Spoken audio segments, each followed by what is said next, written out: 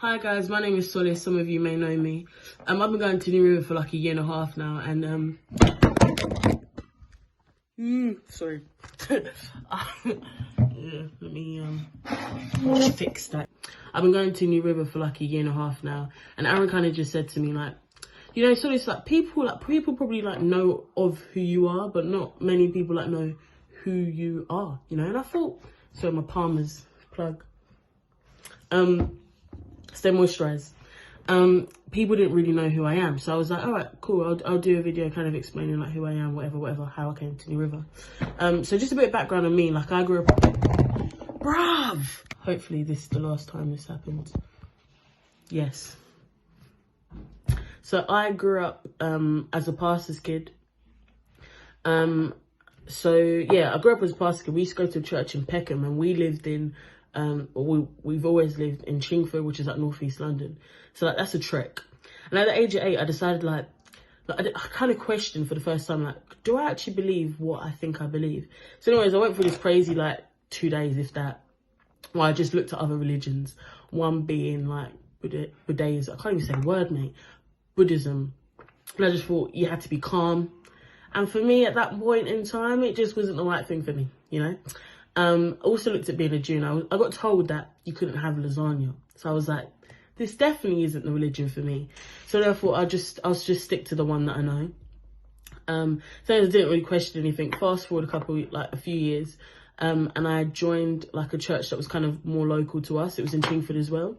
And there was young people, whatever. But that summer they were going to this festival called Soul Survivor. Hadn't been before, but my mum kind of told me, if I decided to get, if I went, I would get a wireless ticket. Can I just say, to this day, I still haven't got this wireless ticket. And for those who don't know, wireless is a music festival. So anyways, I went to Soul Survivor, really not wanting to be there because I didn't really know anyone. And I went, and I was really resilient. Like I was just trying to fight something that I knew that like had to happen, sort of thing. And I knew I wanted, but just was long. So I remember that they started the music, and I was like, oh, like this music's all right, but I didn't really want to show it. And yeah, so I didn't want to show it. And then by the third song, I was like jumping, grooving with everyone. And then they did an altar call that evening, and I just got up and I just gave my life to Christ. And this is on the first night, so we've not even been there for 24 hours yet. So anyways, fast forward a couple of years, I have been pushing off baptism for such a long time. And my youth leaders at the time asked me, you know, so it's like, we really think it's a good time for you to get baptized. Like, God's done so much in your life, X, Y, Z. Kind of said, yeah, whatever. But little did I know, as soon as I said that, yes, there was huge sacrifice with it. And I still think that's like apparent now in my walk, that once you say yes, like there's stuff that comes with it. So up until my baptism, I really wasn't sure that I wanted to do it like at all.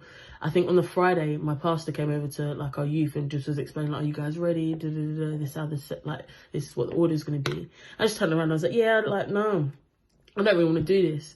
And he kind of sat me down and kind of just explained to me what baptism was, that it was just an outward showing of what had happened inside. So for me, I couldn't deny, this is the biggest thing, I couldn't deny what God had done in my life.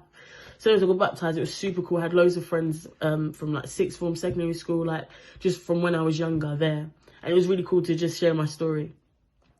So yeah, that was cool. So I was in sixth form at this point now. And as sixth form progressed, like you could see a shift in me. Sixth form took it out of me. And I know everyone's been through sixth form, and some people have good experiences and some people don't have good experiences. I was one of the people that didn't have a good experience. I don't like to use this term, but like I was seriously depressed in sixth form. Just everything just was not happening. Like studying was a pain. Like just everything, it just went great basically. And I had braids at the time, and I'd taken my braids out, and I felt like a little patch in the back of my head, but I paid no mind to it. So one day I'm in sixth form, and I'm like, oh, I said to my mate, oh, can you shake the back of my head? Like I feel like there's a bald patch, but probably isn't. And when she looked, she's like, oh my God, so there's like, it's huge. I'm like, what do you mean it's huge? She's like, it's huge. And I'm like, whoa. So anyways, I go to the GP, and like, can I just say, anyways, so I go to the GP, and then he's like, he slaps the back of my head and he's like, yep, it's alopecia. And I'm like, what do you mean it's alopecia? Do you want to talk about it? Do you want to explain to me what this means? Do you know what I mean? Like, just just, anyways, that's a prayer point. But anyways, he done that. And basically for the next 2 years, because of stress-related stuff, I ended up losing, like, I'd say 70 to 90% of my hair. As a 16-year-old girl, especially as a black girl, just losing your hair is just the biggest L you could ever have. The biggest loss in terms of, like, just, it knocks you quite a lot. So that had happened, and I just was really angry with God. I finished sixth form. I'd done so many work experience throughout the years that I thought would prep me, and I found myself finishing sixth form and not having a job. Like, I never wanted to go to conventional uni. But even through the midst of that, like, I'd basically stopped going to church for a year, but knowing that, like, my spirit knew that, like, I needed to be back in community. Loads of people I've grown up with have gone uni and not come back because they had either started other lives elsewhere, or just hadn't come back and found a different church. So it was really tough for me. Like, I was dealing with all these things. As a Christian, I don't believe we're not called to carry by ourselves. But I had no one really to share that with. So anyways, I looked at moving churches because I knew it was right for me at the time. I had been battling it for a while. And I had been around New River for quite a long time. So I used to go to Tabernacle when that was a thing. I'd been to the worship nights, I'd been to the come home roof nights, like all that stuff. So I thought I'd try it out, and bruv, like, mate, it's been so good. Like, lacking that community that, sorry, I just spat, that's disgusting. Anyways, so like, lacking that community that I once had, I knew how important community was for me, and to come into New River and just have that back. That's why I get so excited in worship, that, like, I know God's really seriously pleased with this. And, like, yeah, it's been a blessing to be part of the New River family. If I haven't spoken to you, then I want to make it a thing to talk to more people during this quarantine, because let's face it, we ain't got nothing better to do. Do you know what I mean? I mean, read your word, you know, pray and all that, but let's keep the community aspect, because it's a biblical principle. So yeah, I've joined New River for 1.5 years now, and can I just say, it's been absolutely phenomenal.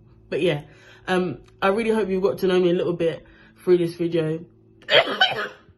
Sorry, that was disgusting. You got to know me a little bit through this video.